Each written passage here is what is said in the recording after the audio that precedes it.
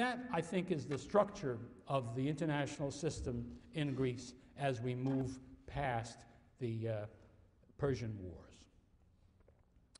Now, let's say a little bit more about that Delian League. There are some more things you need to know about it. It is a hegemonal league, just like the Peloponnesian League. That is, there is a designated leader. Athens is the designated hegemon of the league. And there is also something quite different, something new. Since this is a naval league, it costs money in a way that a military league made of hoplite citizens doesn't. So it was clear there had to be some league money, a league treasury. For this purpose, they declared the collection of something they called a phoros, P-H-O-R-O-S. It just simply means, in the most neutral sense, contribution. As time passed, this contribution was seen to be something imposed upon unwilling payers, and in English we use the word to describe it as tribute. But let's think now for the moment only about the beginning of the league and what was intended at first. So there is this contribution which becomes the league treasury.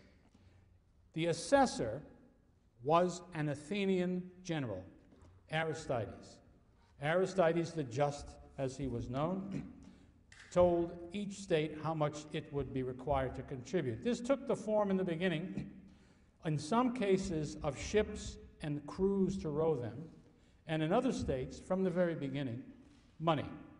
Now, I think we should imagine that the earlier you are in the league, the more there are allied ships and crews, and as you get later and later until finally you're into the Peloponnesian War, just about every state doesn't have a fleet of its own, doesn't supply crews, but just pays money.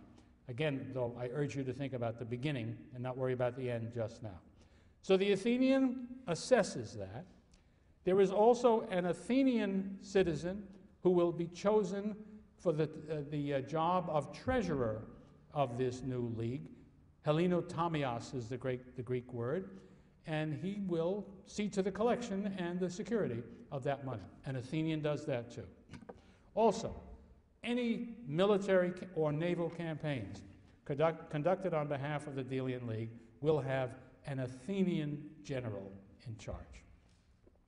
Now, you know, looking at it backwards, you can say, well, this is Athenian imperialism and the Athenians are imposing their power on No, the allies would have been the first to want to do this, because what they were afraid of, just as I think as the Europeans were afraid in the 40s, was not that the Athenians would lord it over them. They were afraid that the Athenians would run away and leave them to their fate.